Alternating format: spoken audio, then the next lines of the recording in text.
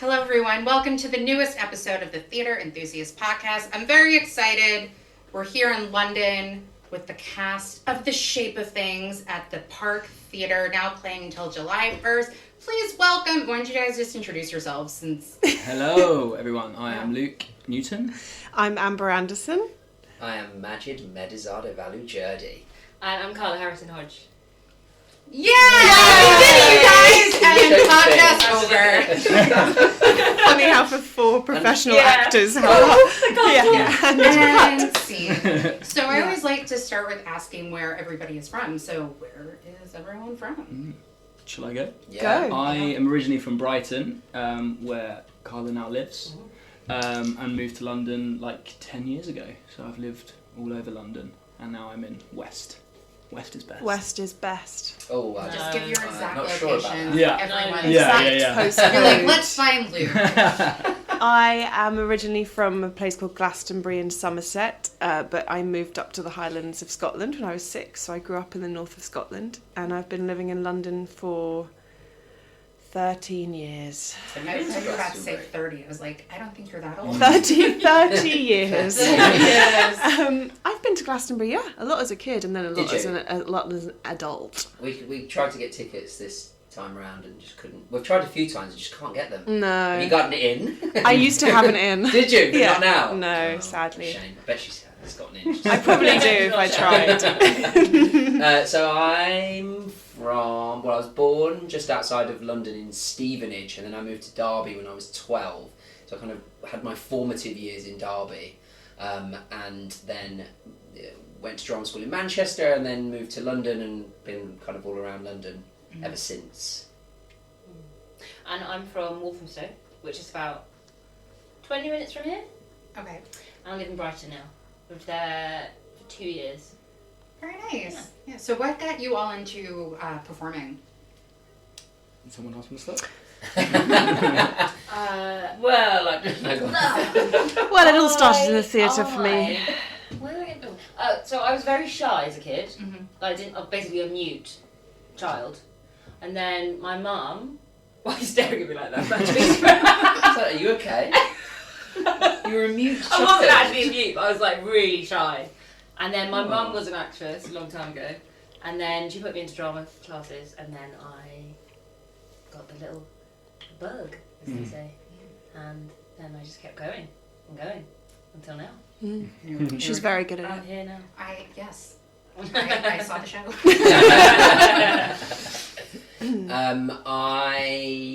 I kind of decided that I definitely wanted to be an actor when I was in my second year of drama school, I would say. So like I kind of made a decision that I wanted to go down that route, but if I didn't get into any, I would have done something different. I didn't want to be Sorry, that. you decided your second year of drama school? Yeah, that I really wanted to do it. But how did you just got into drama school for... Yeah, I thought I want to be an actor. Okay. But I decided if I didn't get into drama school, I would do something else. Got it. I would Okay. do like sports journalism or law or something like that.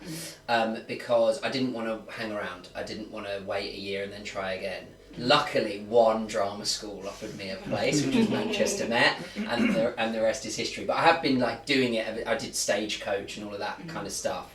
I played the Selfish Giant when I was about 8 or 9, I think, and kind of really loved it. But just after doing A-levels, I just really wanted to get into university and carry on. But then after my first year of drama school, I was like, oh yeah, no, I definitely want to be a professional actor. Yeah. Now you are. And he's very Now good I at am. it. And here you are. And here I am, Yeah. treading the Part boards theatre. again, darling. In London. Yes. It all started in my school nativity. No, I had a very, I suppose, creative childhood because I went to what I don't know in the States. We call it Steiner schools here, but in the States you might call it Waldorf education. But basically like a slightly alternative style of education where the emphasis is on creativity and play. Got it. Rather than learn to read at the age of 5. So basically you do things the other way around. You don't learn to read or write till you're 8, and the first 3 years of school is just dance, performance, woodwork, knitting, Wow, I making love that. dens in the forest outside, and like basically being a sort of pixie. And so Did you go around with like wings as well? Oh, probably, yeah. There was actually a day where I tried to go to school dressed as Aladdin, and I think that was where my mum drew the line, just on the basis of nudity.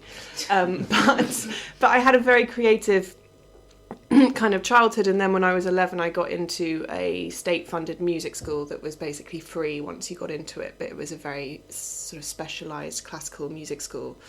And so I spent all of my secondary school there, and the plan was that I would become a pianist. And then at about the age of 15, 16, I sort of decided that I was slightly falling out of love with the idea of becoming a classical pianist, just on the basis of basically how much practice you had to do, and how kind of lonely I think the piano can be as an instrument, because it's not really orchestral. It's not often used in the context of playing with other instrumentalists unless you're accompanying them. So I knew that the life of a soloist would be quite lonely, and I kind of wanted to do things with other people. And that's when I started thinking about acting in a serious way. And then very coincidentally, in that time I was scouted to be a model, which was not part of the plan, but was a really amazing opportunity to sort of get me out of the north of Scotland and get me to London, and it sort of brought me down to London. And then when I was in London modelling, I met my first acting agent, and that's how I became an actor. So yeah, and here we are now, treading the boards. Did you get rid of your... Did you have a Scottish accent, and has it changed? I did. I had a you? slight... I saw a friend recently who I hadn't seen since I was 15, and she said, it's so weird because last time I saw you, you had a Scottish accent. Wow. But what I will say is where I'm from in Scotland, it's very light. Right, And okay. a lot of people from where I grew up are often mistaken for Australian or American or Irish. It's like a very interesting. subtle lilt of an accent. But my parents are English and they have English accents, so I think that was more just something I did during school to survive school. Yeah, because yeah. being the only English kid in your school is not a good thing if you're in the north of Scotland. No. Yeah. So yeah, I did have an accent. I can do it. I won't now. Are there But any I can. words that when you're just talking to people that the accent just comes out on a word? Not really. Not really, but when I go home and when I see friends from home, it comes out a bit, yeah. And even just sounds, like this is going to probably not come across at all on a podcast, but even just like, like that's a very Scottish thing. It's like, right. Right. And I even do that more when I'm with Scottish friends. Or I might say we sometimes, as in small, bless you. But yeah, anyway, I've been babbling on for hours. Good. This is quite nice because we haven't actually done... No, we haven't. We I'm actually- learning stuff. We actually don't Yeah. know each other I'm at just all. going to No. sit here and let you guys do whatever it is you need to. It's because we don't like each other, so we've never actually talked Okay, before. definitely exactly. comes across. Don't get on well at all. That screen in the dressing room just came up straight away as soon as I got in there. Oh, God. So for me, I started watching my aunties in West End shows from like the age of like 3, 4 years old.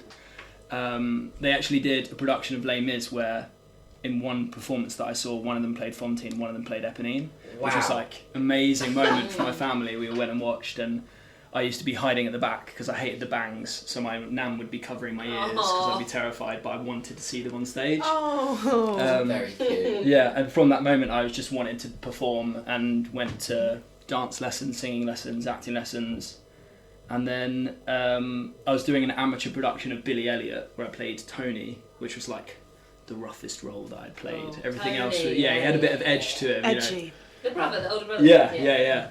That's nice fun, I think. Yeah, it was cool. That's good fun. And then an agent came to see a client that was in the show, and he said, I've got this audition literally tomorrow for a TV series. Funny enough, on the casting they said it's like a younger Hollyoaks was like the thing what they called it. Yeah. I was I think I was 16, 17, and I went for the audition and was lucky enough to book the role. And TV wasn't really on my radar at that point, and then I did the job, like one season of this show called The Cut, and then I was like, oh, actually, I've loved doing theatre, like growing up, but I really like this. Like I really like how natural it feels and to be in front of a camera.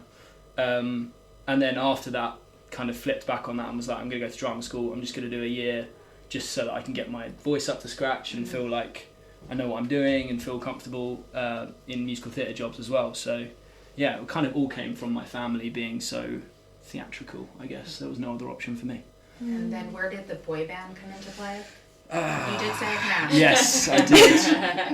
Shout out. Was your Yeah. inspiration like One Direction or Backstreet Boys? Yeah. Was it Well, before No, that? it was pre-One Direction, wasn't it? No, it wasn't. No. So I actually I just aged auditioned. myself, by the Yeah. way. No. Backstreet Boys. Yeah. Yeah. I actually did audition, go on the X Factor when I was 16. No. Yeah. Love that I for was, you. I was in boot camp and my family You were stayed in up. boot camp? One Yeah. Direction. Yeah, Oh yeah. my god. So One Direction was the year after, and my friends always claim that I would have done if I'd have gone back, like because. Sorry, I just came up with a really good joke. Was your band called Misdirection? Ooh, But Or Wrong Direction. Thank you. But wrong direction. Yeah, Wrong Direction. Wrong direction.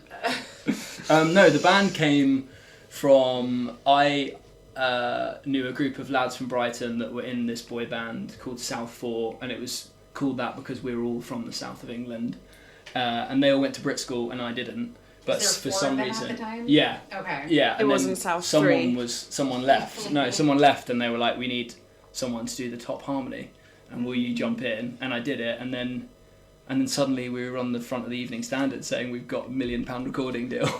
We had no idea why, so I called my manager, and I don't really know what happened there, where that money was, or what any of the ins and outs of it. We were just so young and naive. You never and saw any of the recorded- cash? No. We shame. recorded a smash hit called Cougar Town, which you can get on Spotify if anyone wants to download that. That's the greatest thing Yeah. I've heard Yeah. my entire trip. Recommend. And Yeah. that was the It's a great that was song. the end of that. It's very Is catchy.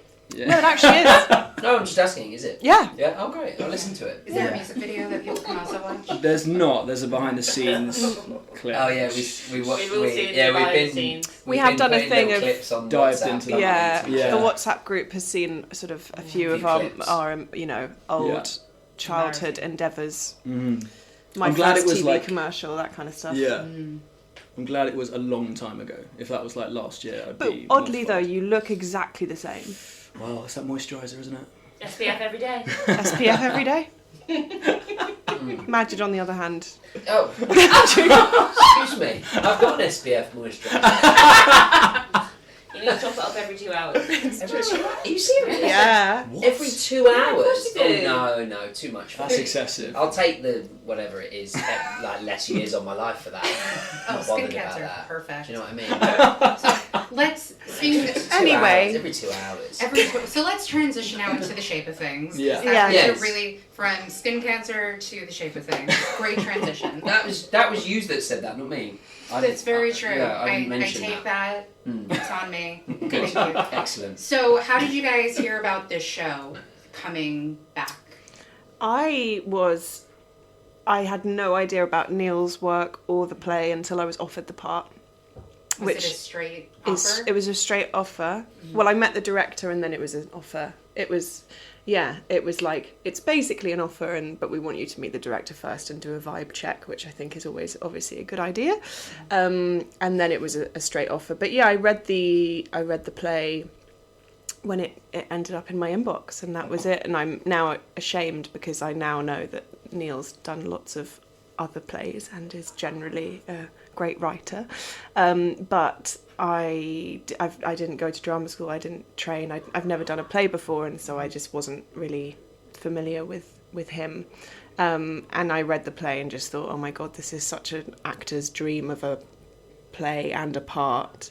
And yeah, it was a pretty kind of, it wasn't a debate internally. I was pretty sure I wanted to do it like straight away.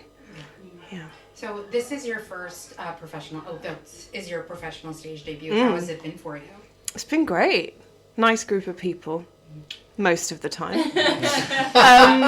No, it's been really great. I loved the rehearsal process because that just felt like all the stuff that you do as an actor when you're doing a film, but on your own and you're flat, you know. And so, sort of to do it in a room with everybody else was just amazing.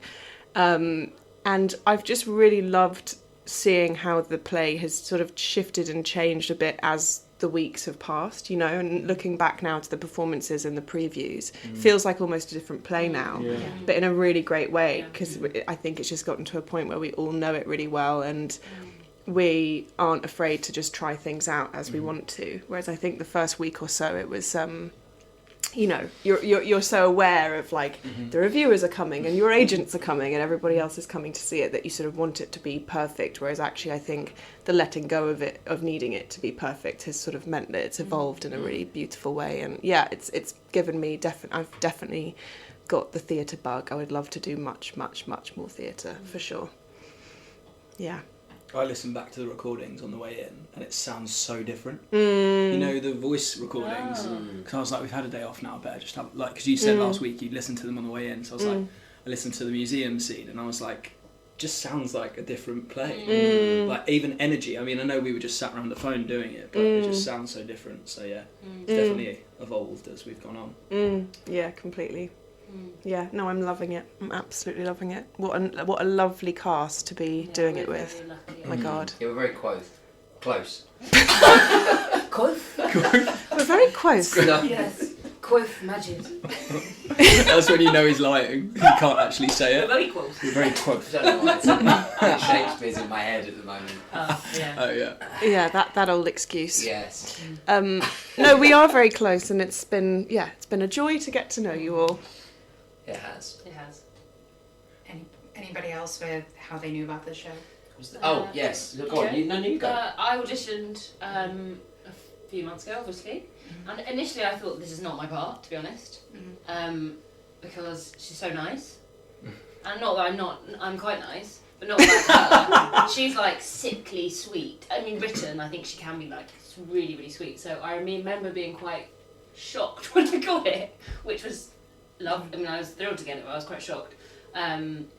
Because I just wasn't, I thought, great part for someone else, but like not for me. But actually, it's been really nice because it's been a real challenge to be someone so good most of the time. Yeah, Most of the time, yeah, without giving it all away. Well, no, we'll give things away. Okay. I'm going to do a spoiler alert because I do Okay. have questions Yes. pertaining to this production. Okay. Yeah. So. Great.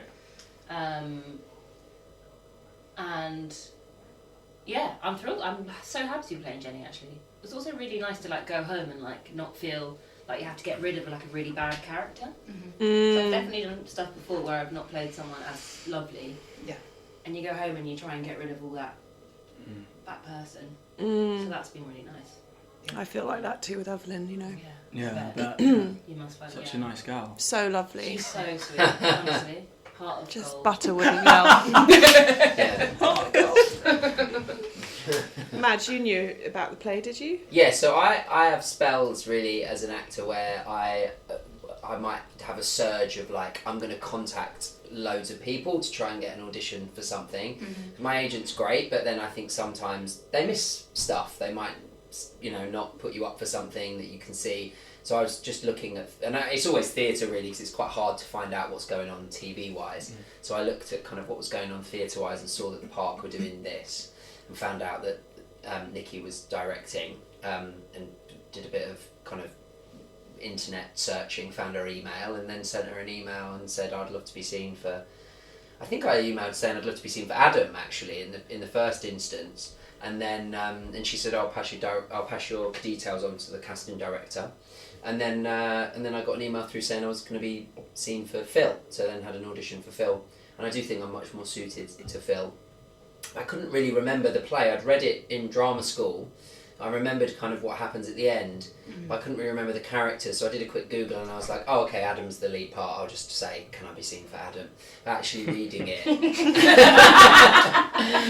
I was like, oh no, Phil is definitely more me, like more suited to me and kind of what I enjoy doing on stage. Yeah.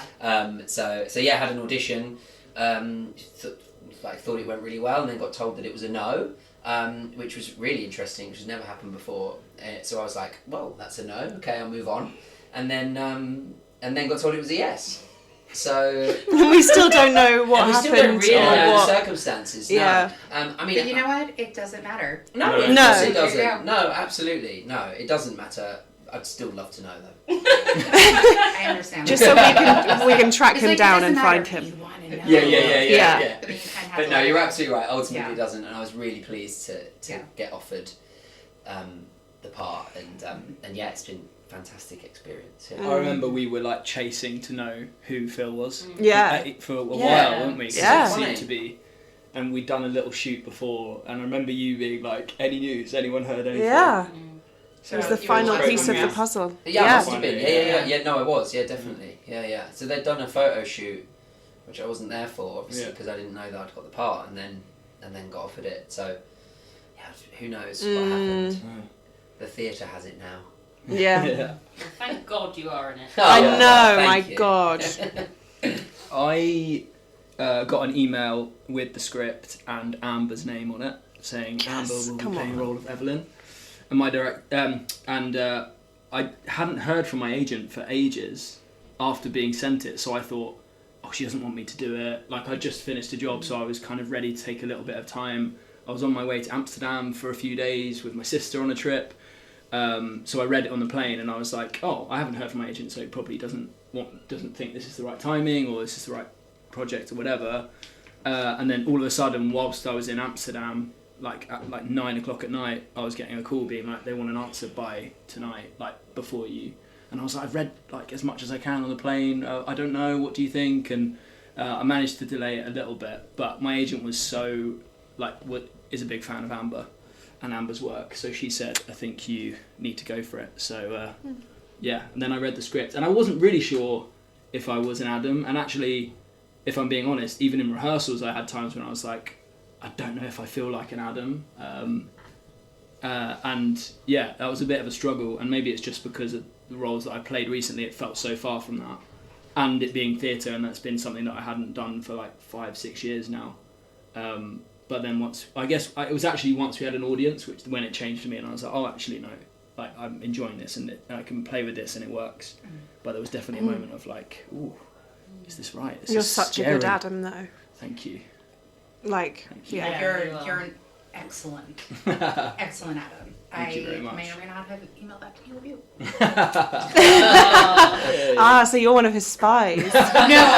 I actually, he hasn't gotten back to me. He's probably busy. But I was like, oh, I'm interviewing the cast. Do you have anything you want me to ask them? And he's probably busy. He said, I asked him if he was going to see the show, and he said probably at the end of the month. But Yeah. No, yeah, he's sent me a couple of messages saying I may or may not have had a spy in last night. They thought it was great. And I'm always like, God damn it. yeah, I just sat there front row judging the whole time. Making notes, No, I was sitting right by, or right where Jenny and Adam was, and at one point I'm like, if Luke hits me. You were. Yeah. Right in front of the... Yeah, wow, that's crazy. I think Incident. I looked at you quite a bit in my speech, didn't I, as well? Did I look at you? Once or twice. Yeah. But I was just more preoccupied with, because it was my first time seeing an actual stage production of the show, even though I know the show very well and all that stuff. So that was another exciting part.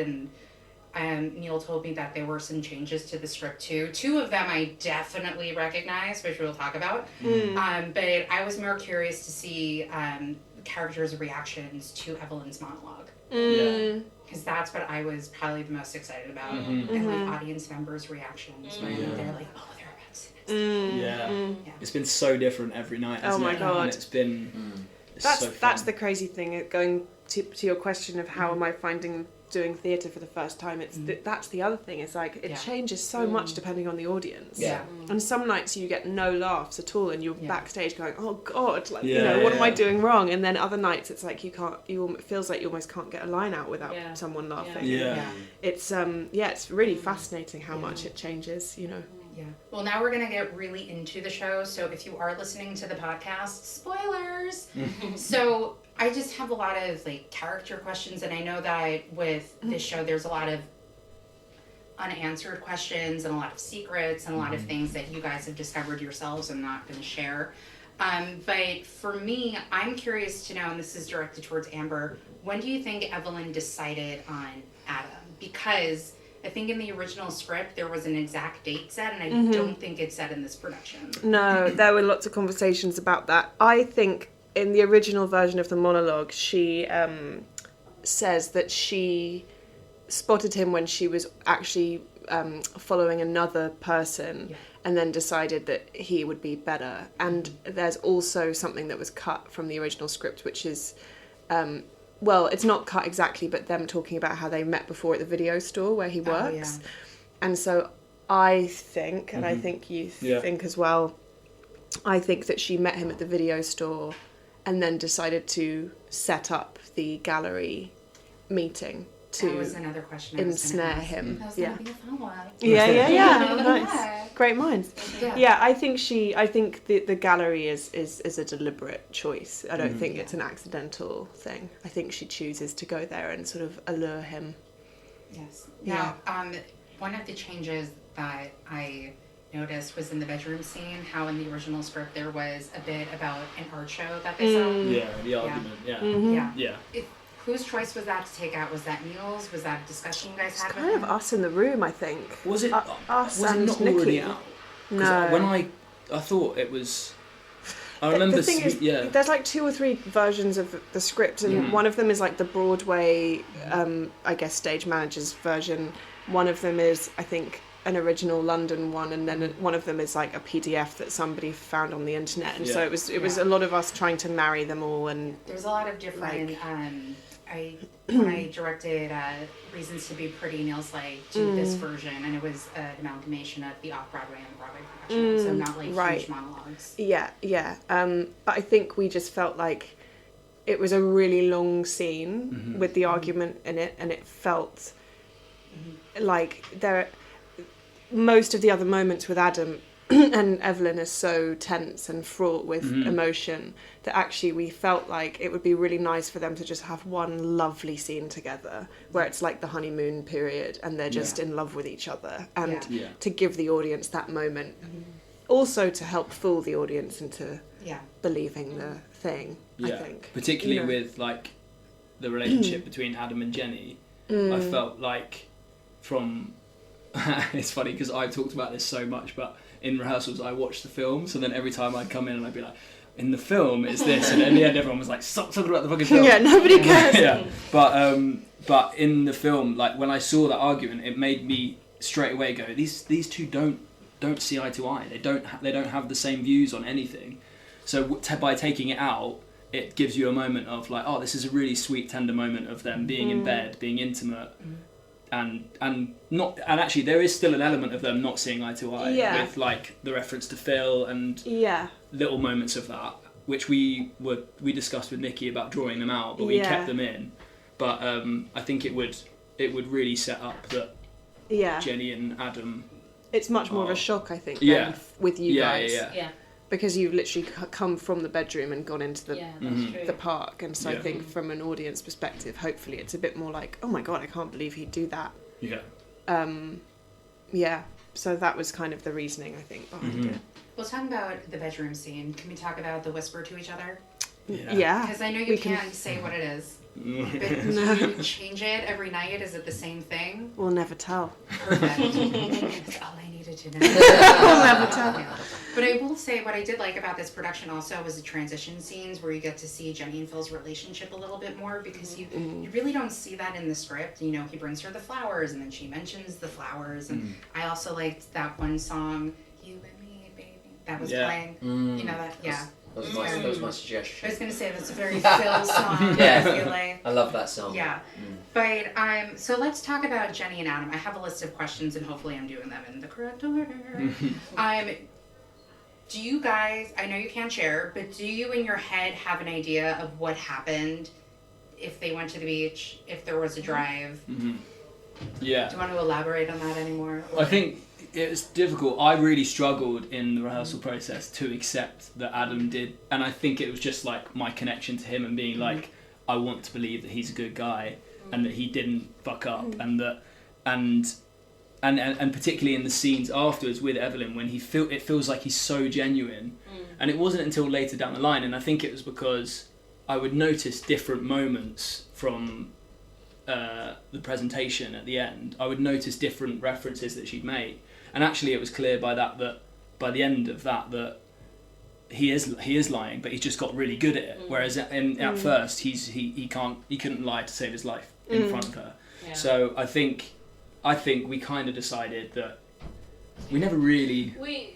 I think we sort of said that they probably did do something. Mm-hmm.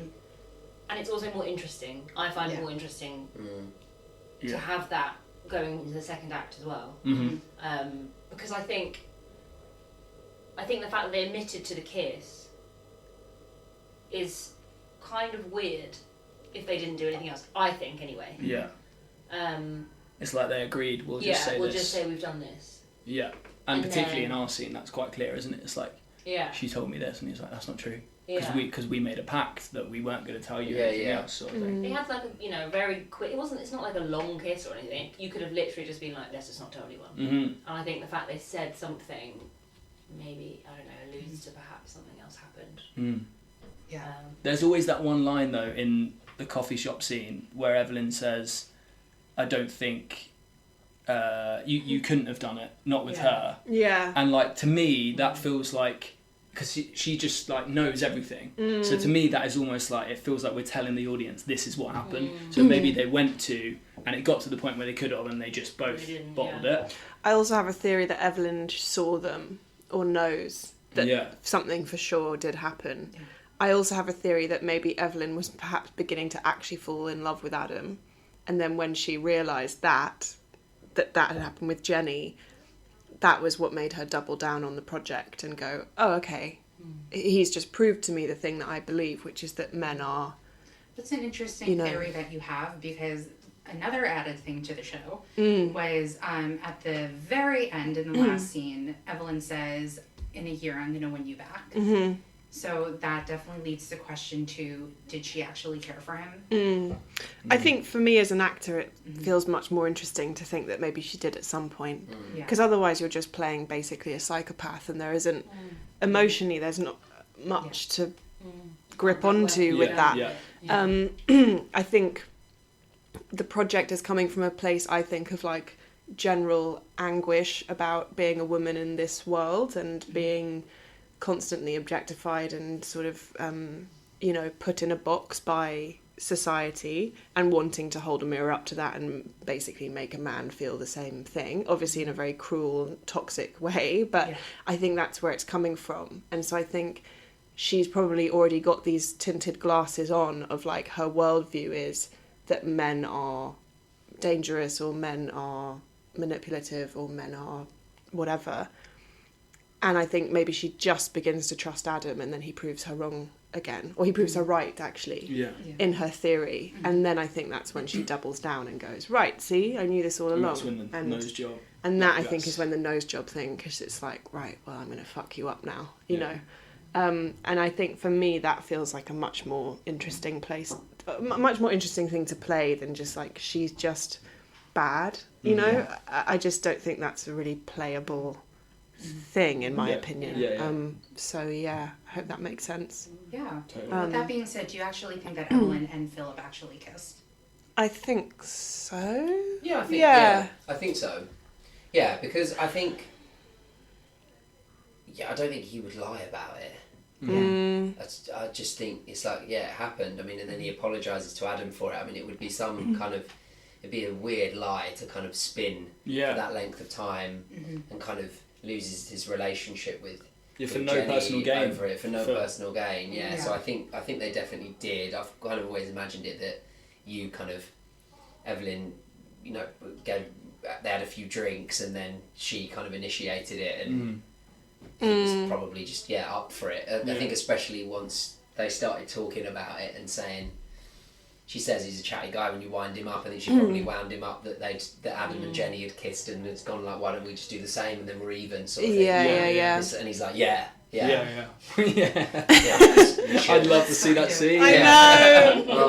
Listen, I'm sure there will be a version of it at some point. The Shape of Things too. I mean, listen, he did a trilogy of Reasons to Be Pretty, and there is that open-ended question at the end in the last scene, so you never know. I feel like the new ending where she says, "I'm going to win you back," changes the whole thing about the whisper.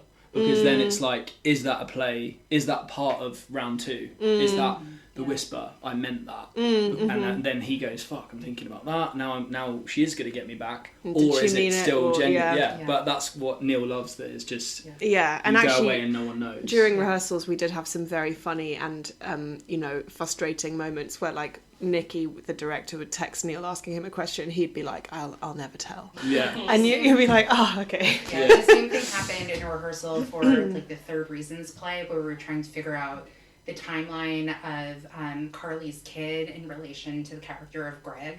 And so I emailed Neil, and he wrote something, and he wrote ... So in rehearsal, everyone's like, what? Yeah. So when I did this virtually, I don't remember who asked this, but Neil put a question into the YouTube chat, which I thought was very interesting. So I'm going to ask you guys, do you think Adam is a victim or not? Oh. He's a victim of something. Yeah, I think he is. I mean, define victim. But so is Evelyn. I can't. That's the question. So it's what do you define as a victim, and then is Adam a victim? So I guess it would be what do I define as a victim? Somebody who's on the receiving end of something that they don't deserve, or that they weren't aware of, like that they were yeah. duped into. I think if that's our definition, then he's been duped into a relationship. Yes, he might have changed for the better in quotation marks in terms of Exteriorly. in terms of exteriorly. Exteriorly. The surface and what we consider as a society to be better. Again, overall majority of people consider that. Still probably. You would say. The most successful people tend to be the most beautiful, again in quotation marks, in the eyes of society. But in terms of his feelings and his emotions and how he's been duped into that, I think I would probably say that he's a victim. Yeah. I think he's a victim of manipulation and of like lies, but he's not perfect either. And actually, one of the things Neil did say to us, or I think said to Nikki at one point, was like, remember that they're all arseholes. Like at some point they're all arseholes, and I think that that's a really important. A good Neil LaBute character who's kind-hearted and everything. I will fall for. Look, I'd like to get your view on this question. I feel like it's really hard because I'm gonna think I think what I struggle with every time during the presentation is when Evelyn says, "I never once said you must do this," because there are moments when it does feel like that. Like in the surgery when he's about to get his nose done, like it feels so pushed. But then also there is an argument for, as much as he does, it's like the monster she created. Do you know what I mean? So he built him up to be this person. But then at the same time, it's like all she did was make him confident, and then he's willing to cheat. So it's so difficult. But I feel like with my attachment to him, like during rehearsals, I couldn't accept that he was. But then I think like you have to do that as well. Do you know what I mean? Like despite everything that she does, like we've talked about previously, you have to like rationalize it and come up with a reason why they do it, because no one's just evil. Like everyone's got like. Everyone's their own everyone's hero. good and bad, and everyone is always justified in their own choices, I think. I think that's what he sets up so beautifully in this play, is that it raises more and more questions for discussion, and there isn't really an answer. It's not black and white. There's not a concrete answer, and I think it's the same with that question. It's very nuanced and complex, which reflects life, which I think is what he does very, very well. Because there's other pieces where you get those definite answers, and this doesn't. And his work doesn't do that, I don't think. And that's been a really interesting thing, actually. And I think we've probably all had this, but I've definitely felt sort of leaving the theatre, walking through the bar, and like meeting, people who've seen the show. I don't want to be too general, but I'm about to be extremely fucking general, which is that a lot of the time. Excuse me, men come up to me and say, I hate you. I hated you. I think you're a bitch. And a lot of the time, women, especially younger women, come up to me and go, I loved you. I kind of think girl power in a way. And that, or there's a very happy medium, which is that some people, a lot of people will be like, I loved you and I hated you, and I think that that's obviously the goal really with Evelyn. But like, it's just really interesting to me that a lot of women have been like, or actually friends of mine who are couples have come with their boyfriends and then argued with them on the way home, where like the guy is going, no, she's just wrong, and the girl's going, no, I completely understand why she would do that, you know.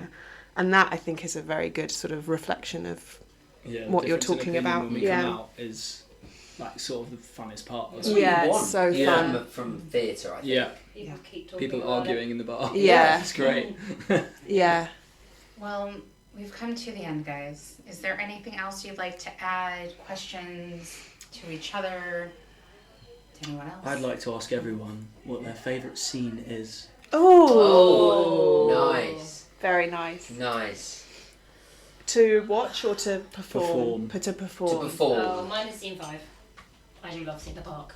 Yeah. The park. Yeah. But I'd love it if there was a scene with Jenny and Phil. Yeah, I would like that. There's Yeah, always another There's scene. the fun. second play. Yeah. Find out. Like, that would be Well, good. actually, with the That'd be fun. change with the addition that Neil made at the end, it makes me feel like it's setting up for a sequel. Of like, I'll win you back. Like it's setting it up because everyone's Yeah. split up, and Yeah. so we talked about it. Yeah, so we yeah, can get yeah. Someone. It was like 10 years later. Yeah. Yeah. the show is still relevant 20 plus years later. So. Yeah.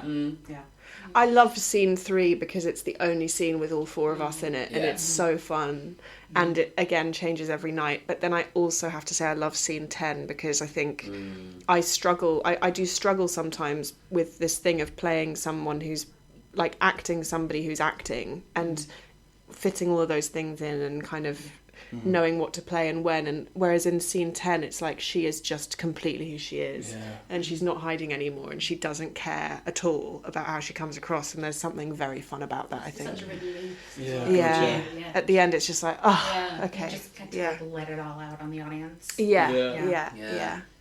What's your I favourite? think it's probably 3 because of. But then also I become so anxious in it, which is really horrible. Like towards when you guys start to argue, and 9 is horrible for me. Honestly, of I remember in course. rehearsals thinking, I can sit and she's going to chat for ages. This is going to be great. Yeah. And then now watching it, I'm like, oh god, we're going through this again. This is horrible. Yeah. But maybe 1 as well. I like 1. Like 1 is fun. Museum, just like they're meet cute. Yeah, it is fun. Yeah. So, I love 4 as well. I love all of them. Yeah, I love all the they're great. scenes. Yeah. I What's do your enjoy all favourite of mine. scene? The Lawn's probably my favourite. So good. Yeah, I I think get a it's big kick all out of watch. you throwing Yeah. Luke down on the stage. I think Yeah. it's good. I mean, it's meaty. There's plenty to get into with that one, and there's lots to play. I think because I know about the kiss at the start of the scene, and I'm kind of spending the whole time like figuring him out, like what the fuck is going on with him. He's not going to tell me about this. What else isn't he telling me? What is going on with him? Yeah. And there's a lot of comedy to be had with that, and pointing up the kind of, it's that incongruous element of he's so upset, and the thing that he's most upset about is not the kiss. It's not that he's lying. It's not that he's had a nose job. It's the fact that he's got rid of his old jacket. Yeah. And pointing up that incongruity is a lot of fun because it's like it says a lot more about what's going on beneath the surface than it does. I'm so glad we didn't make like additional cuts to that scene. Yes, remember originally we were it was like thinking one of about the it, weren't longest we? scenes. Yeah. And I'm so glad It's like now. 16 pages, that scene. Yeah. Yeah. I've That's got so one fun. last one. What's your favourite line? What's your favourite line that you say? Oh. That I say, or that we say, That we that say, we say. Oh, I don't About know. what do you mean? Our lines that we say, or other people's lines? Actually, either. Mine is a goodwill, actually. Is that mine or is that his? No, it's great. Majid's. Majid's impression. His Thank is you. an impression of mine. You're So. good. I really like it's the yachtsman line. Yeah, it's so So good. that's the way he delivers that. That It's is very fun. funny. Yeah. I think mine will always be underwater. We're going to get married underwater. That's a great line. God, I don't know mine. I don't know. Now there's a pressure for it to be a really funny one as well. No. I also Whatever love. comes to mind. I also love. You are such a prick, man. Yeah, You are that's such a great prick one. man. That Yeah, is a great one. I like that one. I do like going, Adam, come. That's not. One night you should just He like, hates snap. it. I hate Yeah. it because I can't I respond can to tell it. when she does it. I'm like- he doesn't I'm like, part of Adam would not like that. Yeah. And I'm like, It was originally Adam, are you coming? But we Yeah. just thought it'd be so funny if it was like he was a dog. Because also then you say, Oh now, my God, now what- you're her puppy. Yeah. But what did you say the other day? And you said something, and it was a bit like you were like, Oh, you were like, it was- it was a double meaning. Well, Wasn't it? she giving you a Tells you haircut to and a blowjob tells you to come and lay her puppy. Oh. Did she tell you when to come? God, we're going off. I'm gonna leave it. I don't know. You don't have any favourite lines. You Hate sit, them all. you sit on that fence. Because I want it to be. It's gonna be mine. One of Your mine. through the looms is good. No, I hate Fruit the Looms. Why? Never gets to laugh. Oh. I like. Watch it get a laugh tonight. Yeah, maybe. Yeah, tonight I I like where from Transylvania because Oh, That's that's a good so line. good. you don't Yeah, have yeah, to do yeah. anything with it. Yeah. It's just like we'll always. Can you tell now that we're both really leaning into the laughs? Like in Yeah, rehearsals, yeah. it was like, no, that's just an expression. We're from Transylvania, Yeah, and now yeah, it's like, straight through. no, but that's just an expression. Yeah, but I could Beat. I could Like- hear you setting me up now. I could feel that you're like, I need to really project this one so that they get the setup for it. I Yeah. love it. We like tee each other up for the laughs. It's Yeah, I know. great. So much fun. All right, well, time has come to an end. Thank you guys so much for coming on to the podcast. Thank and you. Thank you for having us. viewers. For those listening, please see The Shape of Things at the Park Theatre, playing until July 1st. Woo! Thank you.